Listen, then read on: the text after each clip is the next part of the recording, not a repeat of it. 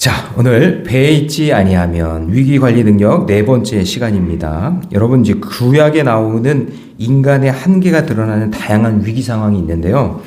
그 하나님의 일하심이 분명하게 드러나는 대표적인 5가지 위기를 한번 살펴볼 거예요. 첫 번째는 뭐냐면 생명의 위기가 있어요. 여러분, 성경에는 위기가 있습니다.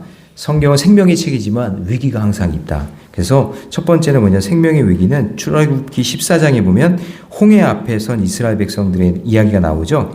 일단 상황부터가 위기예요. 뒤에는 애국 군대가 쫓아오고 앞에는 홍해가 가로막고 있는 그런 위기. 그래서 인간적으로는 완전히 막힌 길이지만 하나님께서는 광야에 길을 내시고 사막에 강을 내시잖아요. 그죠? 길을 열어주시죠. 그래서 막다른 위기 길에서도 하나님의 새로운 길을 만드시는 그 하나님의 능력을 경험하게 됩니다. 두 번째, 경제적인 위기가 있어요. 열왕기상 17장에 보면은 사르밧 과부가 나오는데 거기서 이제 극심한 가뭄 속에서 먹을 것이 거의 없는 상태였는데 마지막 남은 것으로 순종했을 때 그때 기적적인 공급이 일어나잖아요. 그래서 부족함 속에서도 순종하면 하나님이 채우시는 그런 기적을 경험하게 되죠. 또 세 번째는 건강의 위기 가운데 있을 때 열왕기하 20장에 보면 히스기야 왕이 나오죠.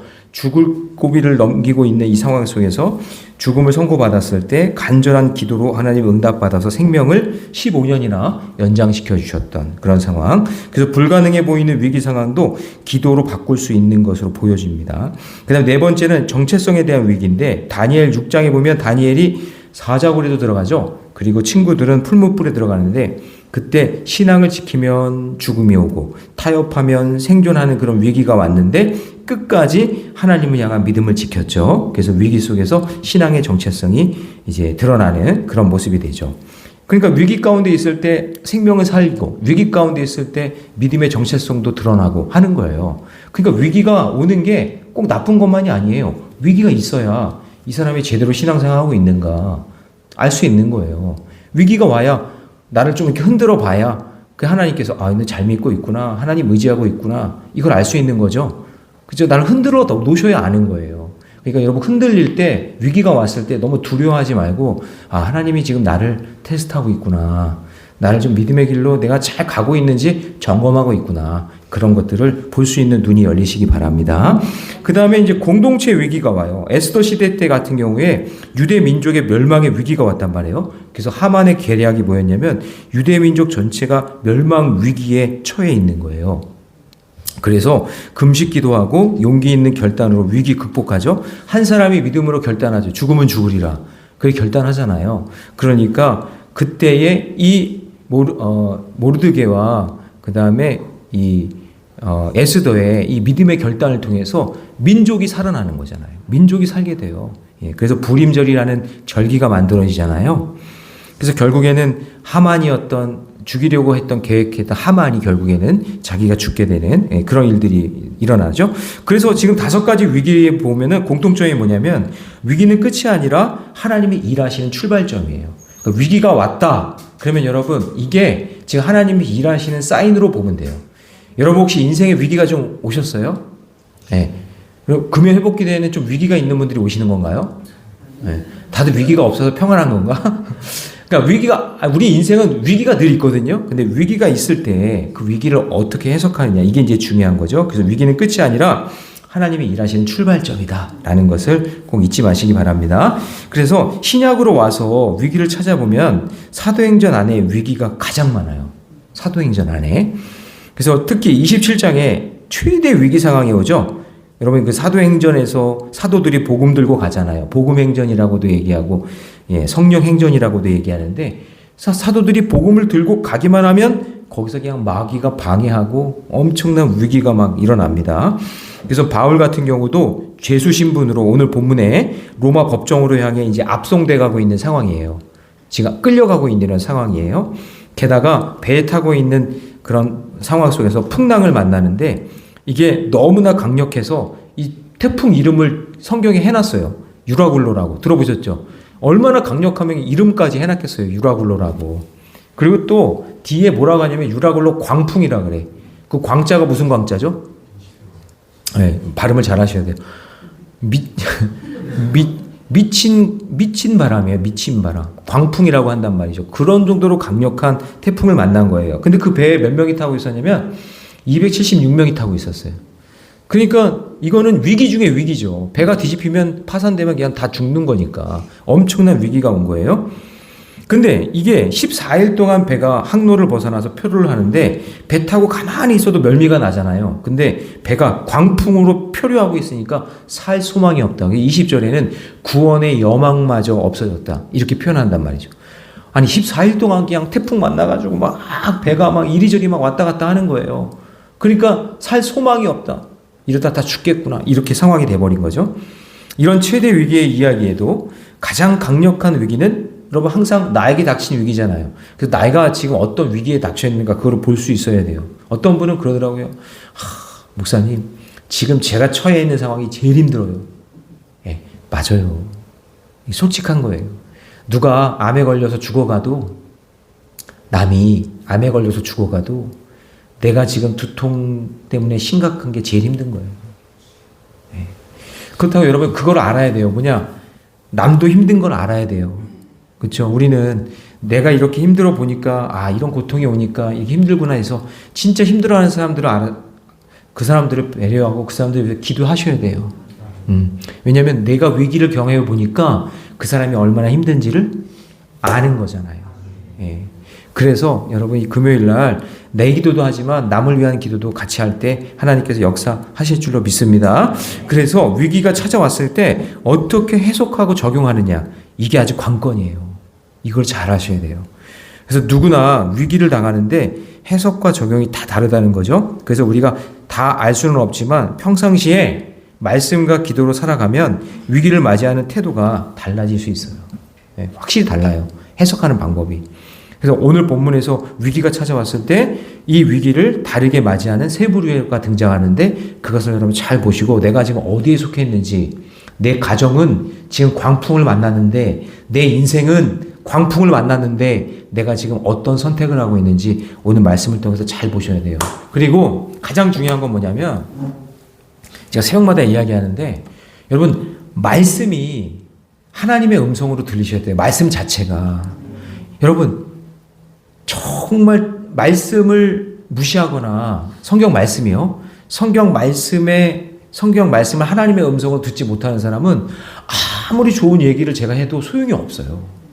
오늘 여러분 이제 말씀을 읽어갈 텐데 그 말씀 자체가 하나님의 음성으로 듣고 이거는 진짜 아무리 세상이 변해도 절대 1.1획도 바뀌지 않는 하나님의 말씀, 생명의 말씀, 능력의 말씀으로 믿는 사람은 그게 기적이 일어나고 그렇지 않은 사람들은 오늘 뭐 좋은 이야기 들었네. 그냥 뭐 강의 한번 잘 들었네. 이런 식으로 생각하는 사람들에게는 아무런 능력이 일어나지 않아요.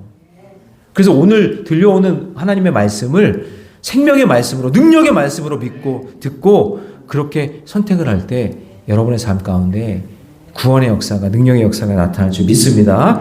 자, 그럼 위기 앞에서 첫 번째요. 자기만 살려고 도망치는 사공들이 있다라는 것을 봐야 되는데요.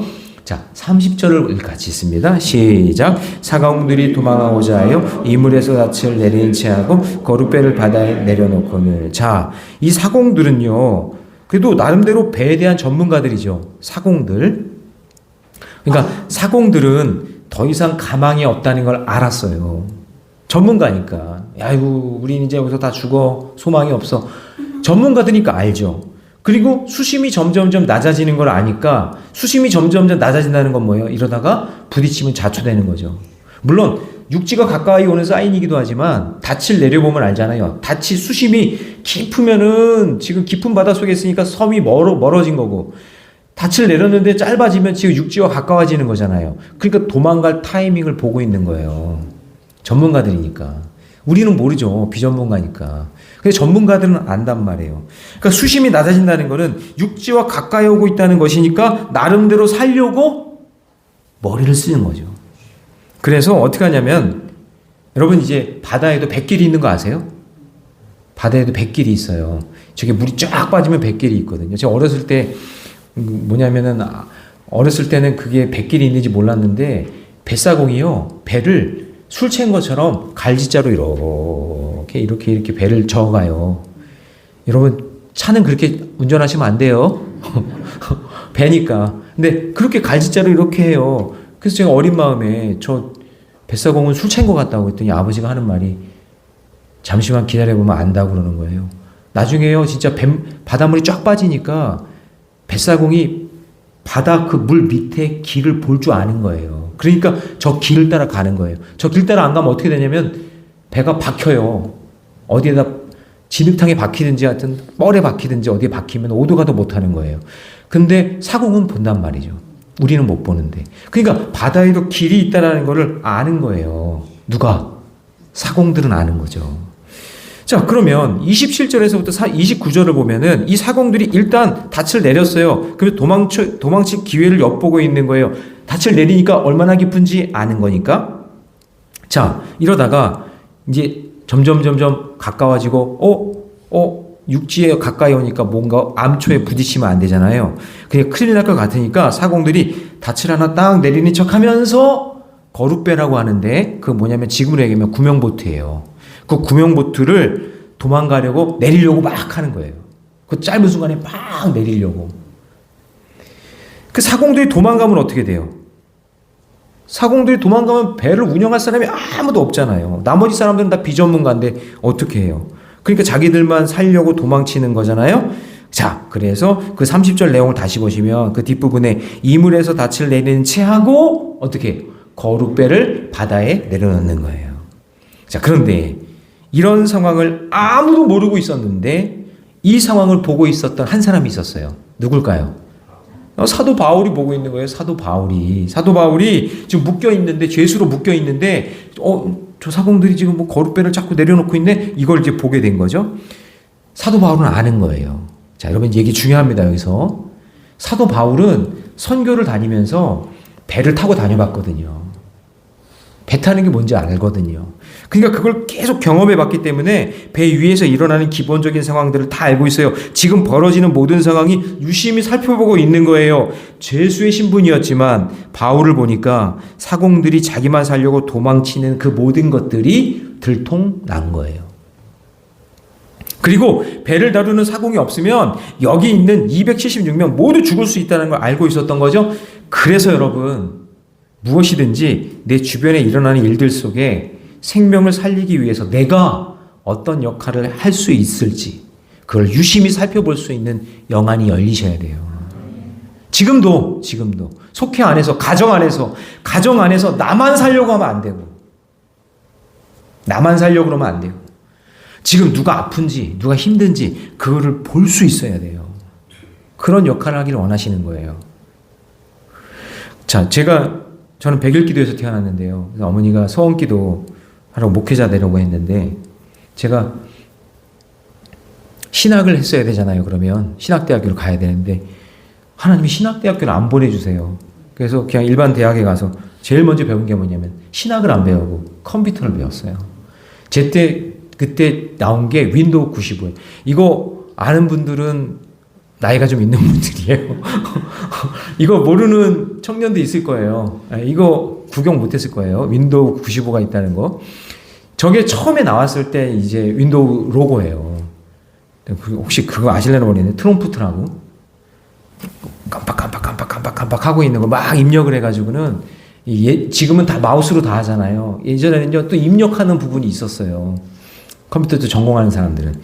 근데 컴퓨터를 먼저 배웠어요. 그러니까 어머니 아버지 볼 때는 아니 제가 신학을 안 하고 어떻게 컴퓨터나 배우고 있고 일반 대 가가지고 막 이러고 있다 이렇게 생각이 들겠죠. 근데요 하나님이 절대 그런 거 배우는 거에 대해서 그리고 조금 돌아가는 거에 대해서 하나님은요 여유로우세요. 하나님은 반드시 하나님의 뜻에 맞게 그렇게 거쳐서 오게 하신단 말이죠. 제가 컴퓨터를 배우고 나니까 저 컴퓨터 자격증을요 우표 수집하듯이 모았어요. 지금은 없어졌어요. 정보 처리 기능사 이런 거. 그런 거 다 없어졌어요. 요즘에 뭐라고 하는지 모르겠는데 하여튼 뭐 그런 것들이 그냥 뭐 엑셀 뭐 한글 아래 한글이 있어요. 그때 아래 한글 그런 거 전부 다 자격증 다 따가지고는요 그때 그 컴퓨터에 대한 기술을 배워놓으니까 나중에 다 그게 쓸모가 있더라고요. 하나님이 그렇게 배우게 하시는 거죠. 그러니까 사도 바울이 배를 구경하면서 배 타고 다니며 선교하면서 가만히 있었던 게 아니라 그걸 유심히 보고 배워놓으니까 지금 저 사공들이 거룻배를 끌고 도망가려고 하는 게 눈에 보이는 거예요. 그러니까 여러분들이 가지고 있는 전문 지식이 있잖아요. 열심히 배우세요. 열심히 하세요. 그럼 언젠가 하나님이 그 사용할 날이 와요. 아멘을 안 하시는 분들은 사용하기 싫은가 보죠. 근데 어쨌든 여러분 내가 진짜 힘들고 어려운 상황 속에 내가 배우고 익힌 것들이 그게 나온다니까요. 여러분 제가 예전에 어떤 전도사님이 선배님인데 이분은 그냥 저한테 맨날 그래. 영진아, 나 목회 포기하고 싶어. 내 적성에 안 맞아. 나 그만둘래. 맨날 그러는 거예요. 그 담임 목사한테 맨날 깨지고 그냥 맨날 힘들고 막 그래가지고 막 괴로워가지고 저한테 맨날 오는 거예요. 영진아, 같은 기숙사 사용하는데 나 그만두고 싶어. 맨날 이래요. 그래서 제가 하루는 이제 용기를 주려고 그 형이랑 이제 등산도 같이 하고 밥도 같이 먹고 막 하던 중에 한 번은 이렇게 또 고수부지 이런 데 놀러 갔어요. 물가로 놀러 갔어요. 놀러 가서 이렇게 바람도 쐬고 이야기도 하고 막 그러는데 갑자기 어떤 취객이 술 취한 사람이 물에 빠진 거예요. 그러니까 막 허우적대면서 계속 들어가는데 아무도 뭐 도와줄 사람이 저도 자신이 없거든요. 사람 구할 자신이 없어요. 근데 이 형이요 갑자기 옷을 막 벗기 시작하는 거예요. 이 형이 옷을 막 벗더니 푹 어느 순간에 그냥 들어가더니 그 아저씨를 구출해내서 나온 거예요. 이 형이 알고 봤더니 해병대 출신인데 수영을 그렇게 잘해요. 근데 그렇게 살려서 나왔거든요. 생명 살린 거잖아요. 이게요 막 신문에 난 거예요. 이분이 알고 봤더니 신학생이고 전도사고 모교회 전도사인데 막 생명을 살렸다고 소문이 난 거예요. 그랬더니 그 교회가 막 부흥하기 시작하는 거야. 생명 살렸다고 막. 그래서 막 사람들이 막 몰려들기 시작하는 거예요. 그 교회로. 근데 담임 목사님이 이게 뭐지 하고 있다가 뉴스를 보니까 자기 교회 전도사 하나가 생명을 살려가지고 막 전도가 되니까 아이고 전도사 내가 몰라봤다고 막 그러면서 격려하고 박수 쳐주고 막 하니까요. 이 형이 그 사건 하나 때문에 자신감이 생긴 거예요. 자기 간증이 있는 거잖아요. 자기가 그렇게 해서 사람 구할 줄 알았겠어요? 저한테 그 전날까지만 해도 나 영진아 때려치고 싶어. 나 진짜 담임 목사 너무 싫어. 막 그러면서 그렇게 했던 전도사님인데 형인데 그날 물에 빠진 사람 한 명 건지고 난 다음에 인생이 바뀐 거예요. 그러니까 해병대 갔다 올만해. 수영이요. 생존 수영 나 혼자 사는 게 아니라 적어도 나 말고 한 사람은 구할 수 있어야 돼. 그러면 진짜 쓰임 받는 거잖아요. 이런 일이 올지 누가 알았겠어. 그렇죠? 그러니까 사도 바울도 마찬가지예요. 지금 사공들이 다 도망가는 상황 속에 있는데 그걸 딱 보니까 이러면 안 된다는 걸 딱 깨달은 거죠. 배를 타고 선교를 다녀보니까 그게 눈에 보이는 것처럼 말이에요. 그래서 여러분 바울 보세요. 지금 죄수의 몸이었지만 쓸모없는 인생으로 묶여있는 게 아니라 위기 상황 속에서 지금 어떤 상황인지 내가 무엇을 해야 되는지 그것을 파악하잖아요. 할렐루야. 그러니까 여러분 지금 여러분이 잘할 수 있는 거 여러분 다 목사 되지 마세요. 여러분 다 신학교 가지 마세요. 여러분들 지금 할 수 있는 일들을 최선을 다해 감당하다 보면 하나님께서 생명 살리는 일을 감당하게 될 줄 믿습니다. 우리 장로님 계시지만 제가 회개를 어떻게 하겠어요. 저는 죄를 회개하겠죠. 저는 회개 업무 이거 아무나 하는 거 아니잖아요. 장로님은 회개 업무 하시면서 그걸로 이제 이렇게 하는 거고 또 다른 분들은 다른 역할 감당하면서 하나님께 영광 돌리면서 쓰임 받으면 되잖아요. 그렇죠? 네. 그러니까 언제 어디서 하나님께 쓰임 받게 될지 몰라요. 제가 아는 또 신학생 중에는 신학교를 중간에 또 포기했어요. 제 주변에 포기한 사람들이 꽤 많아요. 적성이 안 맞아가지고. 근데 그 친구는 여잔데 동기인데 나이는 어려요. 근데 그 친구가 나중에요 옷가게를 열었어요. 옷가게를 열었는데 얼마나 장사를 잘하는지. 근데 이게 신학을 하기 전에 미술을 전공했는데 미술하는 사람들은 이렇게 색감을 알잖아요. 피부 톤이랑 이거 옷을 알잖아요. 저는 정록색약이에요. 저는 가끔 이렇게 뭐가 잘 보여요. 그래서 잘 몰라요. 그래서 제가 색깔이나 이런 거에 대해서 뭐 평가하거나 이야기할 때 너무 상처받지 마세요. 저는 그런 거 잘 몰라요. 그리고 저한테 와서 이거 예쁘죠? 이러지 마세요. 저는 그걸 몰라요. 잘. 어떻게 할 줄을 몰라. 그러니까 제가 보는 거 잘 못하니까 그런 것 때문에 여러분들이 우리 목사님은 나한테 관심도 없나 봐. 목사님은 말하는 게 왜 저래? 막 생각하지 마시고 목사님은 색감이 없구나. 정록 색약이구나. 이렇게 생각하시면 되는 거예요. 할렐루야. 예. 근데 이 친구는 색감을 너무 기가 막히게 아는 거예요. 미술을 전공했으니까. 얼굴 색깔이랑 톤이랑 이거 옷 딱 맞추는 거예요. 그러니까 막 거기만 사람들이 와. 거기만 사람들이 오는 거예요. 놀랍지 않아요? 그러니까 자기가 할 수 있는 역할, 자기가 잘하는 게 있잖아요. 그거를 잘 감당하다 보면 하나님께서 쓰임받는 인생이 되는 거예요. 그래서 뭔가가 전문성이 있으니까 그것을 활용해서 더 좋은 일로 만들어내시는 하나님, 그 하나님을 봐야 되는데 지금 사공은 배에 대한 전문가인데, 그렇잖아요. 배에 대한 전문가잖아요. 근데 위기 속에서 자기만 살려고 자기 욕구 중심으로 도망가는 거예요. 누구는 자기 전문성을 가지고 생명을 살리는데 이 사람들은 자기 잘한다 이거예요. 이러다간 다 죽을 것 같으니까 자기들만 살겠다고 구명보트를 내리고 있는 거예요. 근데 여러분 바울을 보세요. 배가 위기 속에 있으니 생명 살리기 위해 적용 중심을 하잖아요. 적용을 하는 거예요. 내가 배에 좀 아는데 이러면 안 되는데 적용을 하잖아요.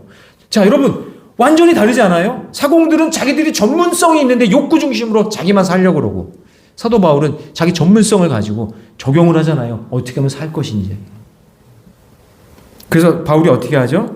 죄수로 묶여있는 상황이니까 뭐 소리를 쳤든지 살짝 불러서 얘기했든지 백부장이랑 군인들에게 이런 상황을 알립니다. 그러자 군인들이 거룻배에 묶여있는 거룻줄을 다 끊어버리고 사공들 도망치지 못하게 만들죠. 자, 31절 32절 다 같이 읽습니다. 시작. 바울이 부장과 군인들에게 이르되 이 사람들이 배에 있지 아니하면 너희가 도움을 얻지 못하리라 하니 이에 군인들이 거룻줄을 끊어 떼어. 그러니까 여기서 사공들 입장에서 보면 공동체를 버리고 자기들만 살려고 하는 거예요. 책임을 회피하는 거예요. 여러분, 가정이든 교회든 뭐든 여러분 하나님이 맡겨주신 그 공동체를 회피하지 마세요. 끊내지 마세요. 그리고 여러분들만 살겠다고 도망가지 마세요. 여러분, 이런 상황을 치유하지 않고 계속 내버려 두잖아요. 그러면 나이 들면요 진짜 폐인되고 외톨이 돼요. 도망치지 말고 머리를 맞대고 함께 고민하고, 어떻게 하면 공동체를 살릴 수 있을까? 어떻게 하면 가정을 살릴 수 있을까? 그게 생명을 살리는 사람이에요. 그럴 때 시너지 효과가 나타나는 거죠. 여러분 보세요. 가룟 유다 보세요. 제자의 길 버리고 은 30냥에 예수님 팔고 죄책감으로 아무것도 못하고 자기 혼자 계속 동굴 속으로 들어가잖아요. 계속 동굴 속으로. 자기 혼자. 그러다가 영영 나오지 못하는 거예요. 자, 적용 질문 드릴게요. 여러분 위기가 왔을 때 하나님이 나에게 주신 모든 것으로 부딪혀 보고 하나님이 주신 지혜와 능력, 여러분이 잘할 수 있는 것, 그것을 가지고 동굴에서 도망치셔야 돼요. 동굴 안으로 들어가지 말고 밖으로 나오는 은혜가 있기를 바랍니다. 자기만 도망치고 동굴로 들어가면요 나오는 길을 알 수가 없어요. 함께 사는 것을 생각하는 저와 여러분 되시기를 축복합니다. 자, 그 다음에 위기 앞에서요 또 두 번째는요 남을 죽이려는 군인들이 있었다는 거죠. 자, 우리 42절 같이 있습니다. 시작. 군인들은 제수가 헤엄쳐 도망갈까 하여 그들을 죽이는 것이 좋다. 자, 여러분 여기 이제 또 전문가들이 군인이에요. 군인들은 죄수들을 지키는 자들이잖아요. 죄수들을 끝까지 로마까지 끌고 가야 되잖아요. 그런데 자기들이 들고 있는 무기로 남을 죽이고 자기들은 위기를 모면하려고 하는 거죠. 자, 요거를 한번 설명을 해볼게요. 이 배가 지금 파산하기 직전이에요. 근데 이름에 이제 이런 상황 속에 있을 때 그때 죄수들이 수영을 하든지 아니면 뭐든 도망쳐버리면 어떻게 되냐면 죄수들을 지키지 못한 책임을 이 군인들이 다 물어야 돼요. 책임을 물어야 되는 거예요. 만약에 살인자가 이 사람은 사형수예요. 그러면 이 사형수를 놓쳤잖아요. 그러면 그 간수들이 그 군인들이 그 사형수가 받아야 될 벌을 받아야 되는 거예요. 그러면 여러분 이런 거죠. 아예 지키지 못할 거면 배가 파산돼서 다 도망가서 지키지 못할 거면 어떻게 하는 게 좋겠어요? 이 사람들 입장에서는. 그렇죠. 그냥 죽이는 거예요. 그리고 뭐라 그러게 해요? 이 사람들 도망가려고 해서 우리가 죽였다. 이렇게 말하면 딱 맞는 거예요. 그 방법을 지금 선택하려는 거예요.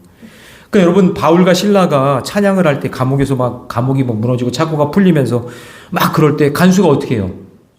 자결하려고 그러잖아요. 그럴 때 말리잖아요. 그래서 그 간수와 그 가족 구원받죠? 너와 내 집에 구원을 받잖아요. 그러니까 여러분 이 당시에 로마법이에요. 이게 죄수가 도망가면 그 죄값을 간수가 치른다. 그러니까 이렇게 도망가게 할 바에야 그냥 광풍이라는 명분도 있겠다. 호송하기 힘든데 도망가는 죄수를 죽였다고 하면 다 된다라는 얘기죠. 그러니까 요즘 사람들이 여러분 보세요. 절대 손해 안 보려고 하고 너 죽고 나 살자는 식으로 살아간단 말이에요. 이번에 이런 맘스터치에서 손님 진상 이게 아줌마인지 아가씨인지 모르겠지만 음료 리필을 자기가 쏟아버리고 자기가 다 쏟아버리고 기분 나쁘다고 싹 쏟아버리고는 리필을 요구했는데 요즘에 리필 안 되잖아요. 리필 안 된다고 그러니까 막 집기를 갖다 다 부수고 여자 종업원 목을 막 조르고 이게 지금 이슈가 됐잖아요. 그러니까 보세요. 자기는 손님이니까 왕이니까 갑질하겠다 그 얘기예요. 종업원은 종이니까 막대하고. 여러분 이거 큰일 납니다. 요즘에 그런 세상이 아니에요. 이 아주머니가 이거 맘스턴치인지 아니면 뭐 맘스펀치인지 모르겠지만 하여튼 막 그냥 엄청난 일을 해서 이게 문제가 지금 되고 있는 거죠. 그래서 이 맘스터치라는 이 회사가 자기들이 다 소송 비용 될 테니까 이 종업원 이 사람 보호하는 입장에서 지금 서 있더라고요. 요즘에 기업이 그래요. 요즘 기업은 손님 편이 아니에요.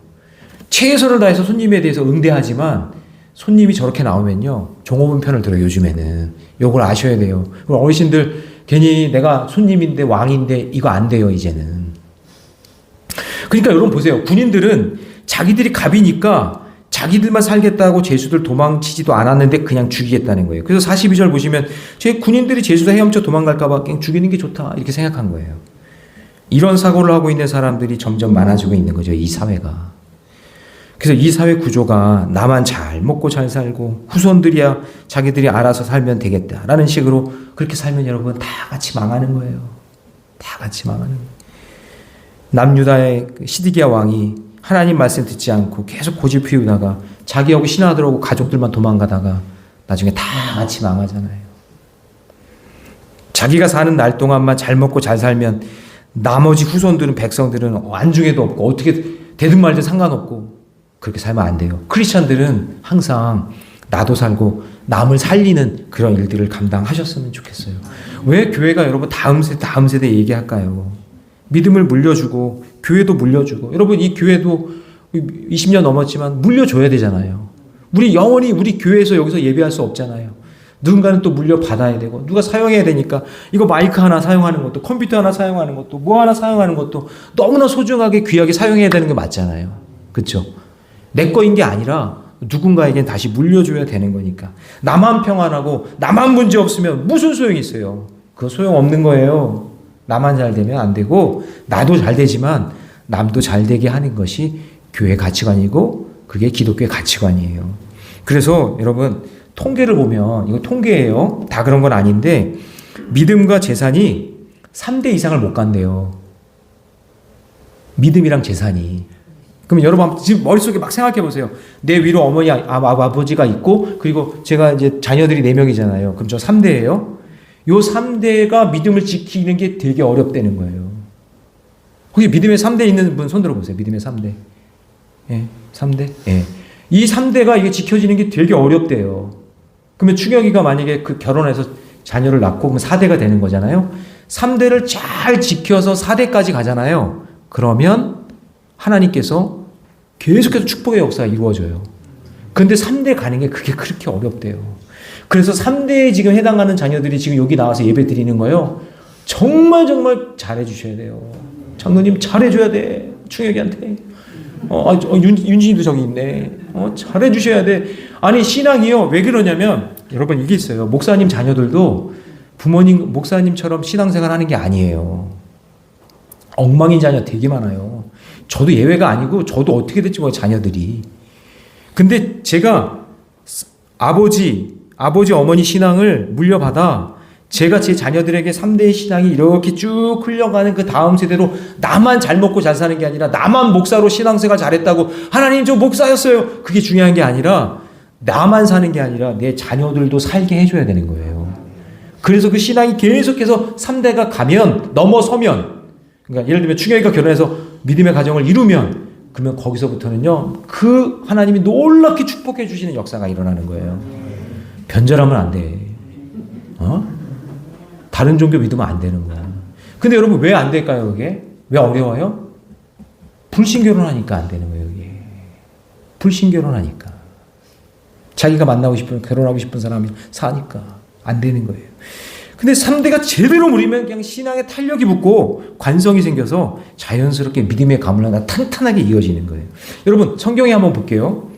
모세의 아들이 게르솜이죠. 모세, 게르솜이잖아요. 게르솜의 아들이 누군지 아세요? 야, 이걸 알면 진짜 성경 박사다. 예, 요나단이에요, 요나단. 동명이인데 요나단이에요. 여러분 잘 모르겠죠? 근데 여러분, 우상숭배자예요. 모세도 3대가 가지 못했어요. 모세도 3대가 가지 못하고 끊어졌다고요. 여러분, 사무엘은 여러분 그래도 좀 아실 거예요. 두 아들이 있죠. 요엘과 아비야. 브엘세바에서 지교에 세웠는데 거기서 직분 감당하지 못하고 쫓겨나죠. 여러분, 사무엘도 신앙이 끊겨요. 사무엘 선지자인데 신앙이 끊긴다고요. 여러분 보세요. 성경에 3대가 신앙생활을 온전히 한 사례가 죄송해요. 거의 없어요. 거의 없어요. 그래서 여러분 하나님이 그렇게 자랑하시는 게 뭐냐면 그냥 3대 아브라함의 하나님, 이삭의 하나님, 야곱의 하나님 이 3대를 그렇게 얘기하시는 거예요. 이걸 왜 계속 얘기할까요? 이렇게 3대가 신앙생활 잘했더니 야곱을 통해서 12지파가 나오고 그 12지파가 뭐가 돼요? 그렇죠. 이스라엘 민족이 되는 거잖아요. 그래서 중요한 거예요, 이게. 그러니까 나만 잘 되면 안 돼요. 그래서 신앙의 일치를 이야기하는 거예요. 신앙의 일치. 3대가 못 간다니까요. 3대 가는 게 어렵다고요. 그냥 이거를 놓고 정말 기도해야 되는 거예요. 계속해서 기도해야 되는 거예요. 다른 것도 중요해요. 여성계 일도 중요하고 지방의 일도 중요하고 교회 일도 중요하고 다 중요하지만 나의 신앙에 있어서 나만 신앙생활 잘하면 안 되고 신앙의 3대 다음 세대를 향해 같이 살아가야 되는 거예요. 거룩줄을 끊으면 안 되고 같이 살 수 있는 방법을 생각해 내셔야 되는 거예요. 그게 우리의 기도 제목이 돼야 되는 거예요. 이걸 잘 몰라요, 사람들이. 그래서 3대가 실패하면요, 다음에 열매가 없잖아요. 그래서 여러분 저를 따라해 봅시다. 오늘 기도할 때 저를 따라해 보세요. 3대가 부흥하리라. 3대가 부흥하리라. 네, 옆에 사람 인사합시다. 3대가 부흥하리라. 네, 충혁아 너도 이제 네 이후로 3대를 생각해야 되는 거야. 엄마 할머니는 최선을 다했어. 알겠지? 이제 우리가 그렇게 생각해야 돼요. 나 이후로 이제 3대를 생각하면서 그거 생각해 봐야 되는 거예요. 자, 그래서 적용 질문입니다. 그래서 내 주변의 사람들을 영적으로 죽이지 말고 살리는 역사, 가정 안에, 공동체 안에, 직장 안에 그런 일들이 일어나기를 주님의 이름으로 축복합니다. 자, 세 번째. 자, 위기 앞에서요, 생명을 살리는 사도 바울과 백부장 율리오를 만나야 돼요. 자, 여러분. 사실 여러분 사도 바울은 당연히 생명을 살리는 사람이 되어야겠죠. 하나님 선교사역 감당하고 로마까지 가서 복음 전하라고 했으니까 당연히 생명 살려야 되는 역할이죠. 그런데 오늘 본문에 히든 퍼슨이 있어요. 숨겨져 있던 한 사람. 그 사람이 누구냐? 백부장 율리오예요. 자, 여러분 43절 한번 같이 있습니다. 44절까지. 43절만 시작. 백부장 뜻을 막고 헤엄칠 줄 아는 사람들을 명하여 물에 뛰어내려 먼저 육지가 나가게 하고. 44절도 있죠. 다 같이 시작. 그 남은 사람들은 널 조각 혹은 배 물건에 의지하여 나가게 하니 마침내. 그러니까 지금 이제 백부장 앞에 좀 생략하면 이제 사도 바울이 백부장 율리오에게 얘기했겠죠. 지금 이런 상황이다. 지금 저 사공들은 거룩배에서 도망가려고 그러고 저 군인들은 그냥 죄수들 죽이고 자기들 살 길만 지금 가려고 하는데 이러면 안 된다. 지금 얘기했겠죠. 백부장 율리오에게. 그러니까 백부장 율리오가 들어보니까 누구 말이 맞아요? 바울 말이 맞는 거예요. 하나도 틀린 게 없는 거야. 근데 이 백부장 율리오는 들을 기가 있는 거죠. 그러니까 여러분 성경에 나오는 백부장들은 다 하나님의 은혜를 받아요. 네, 백부장 공통점이에요. 백부장들은 그 십자가 아래에 있던 백부장도 그렇고 예수님 사역하는 중에 만났던 백부장도 그렇고, 그렇죠? 근데 여기 백부장 율리오도 마찬가지예요. 그래서 이 율리오가 질서 있게 탈출을 지휘하는데 이 혼란한 상황 속에서도 헤엄칠 수 있는 사람 먼저 바다로 뛰어내리게 하고 나머지는 널조각과 배의 잔해를 다 이렇게 해서 이동하게 하는 거예요. 그러면 죄수들 다 어떻게 했을까? 착고를 다 풀어줬겠죠. 여러분 이거 쉬운 일 아니에요. 죄수를 풀어주는 게 쉬운 일이 아니에요. 근데 백부장은 그 순간에 바울을 믿고 이 모든 일들을 감당하게 되는 겁니다. 이거 단순히 여러분 호의가 아니라 바울에 대한 신뢰와 하나님의 섭리 속에서 이루어진 사건입니다. 그래서 율리오는 바울을 보호하고 군인들의 폭력을 막고 그리고 질서 있게 구조를 지휘하면서 모든 사람을 생명을 살린 리더가 될 수 있었던 거죠. 이 백부장 율리오를 우리가 놓칠 수가 있는데 이 사람이 이런 역할을 감당했다라는 거예요. 그래서 살리는 운동을 하니까 배 안에 있었던 몇 명? 267명이 살 수 있었다라는 거죠. 위기 속에 있을 때. 그래서 방향성이 중요한데 살리는 방향으로 가니까 살아나는 겁니다. 자, 이제 마찬가지예요.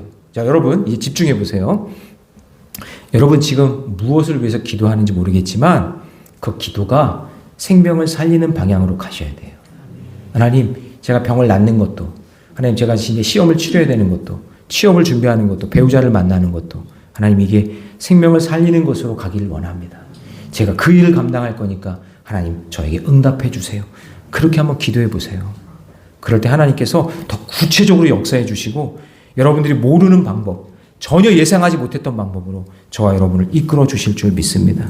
여러분 초대교회 부흥도 보면 성령이 충만해서 기도하고 방언 터지고 가만히 있는 것이 아니라 생명 살리려고 정말 몸부림치니까 막 3,000명, 5,000명씩 부흥, 막 구원의 역사가 일어나고 빌립이 막 아프리카 복음을 전해지게 되고 베드로가 마게도냐 환상도 보게 하고 여러분 이런 모든 사건이 뭐냐면 하나님께서 생명 살리는 역할을 감당하니까 다 보여주시는 거예요. 저는 그러면 오케이라고 생각해요.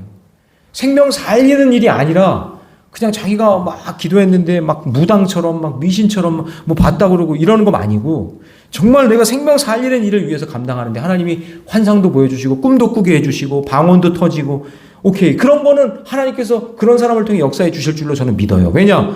초대교회도 그런 일들이 일어났으니까. 초대교회도. 자기 욕심 채우려고 하는 게 아니라 생명 살리는 일을 하게 된다면 말이죠.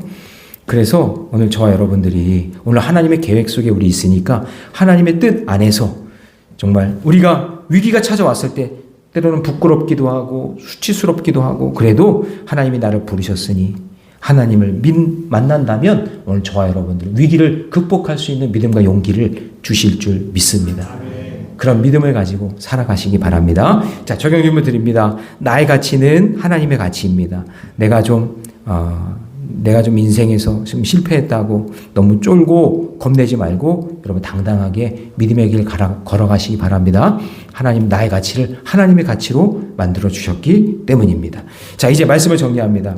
사랑하는 성도 여러분, 우리 인생에도 예상하지 못한 풍랑의 위기가 올 수 있습니다. 그때 사람들의 모습은 세 가지로 나누어져요. 첫 번째는 어떤 사람이에요? 사공들이에요. 자기만 살기 위해서 공동체를 버리는 그런 사람. 그리고 군인들처럼 자신의 책임을 피하기 위해서 다른 사람을 희생시키려고 하는 사람. 이러면 안 되고요. 하나님이 기뻐하시는 사람은 백부장 율리오와 같이 그리고 사도 바울 같이 위기 속에서도 생명을 살리는 선택을 하는 사람인 줄로 믿습니다. 사랑하는 여러분, 우리가 어떤 상황이 있든지 중요한 것은 우리의 방향성이에요. 여러분 배에 있지 아니하면 살 것 같다고 생각이 들지만 그게 아니라 하나님 말씀에서 오늘도 답을 찾고 하나님이 있으라는 곳에서 그 자리를 잘 지키면서 위기를 말씀과 기도로 극복해 나가는 저와 여러분 되시기를 주님의 이름으로 축복합니다.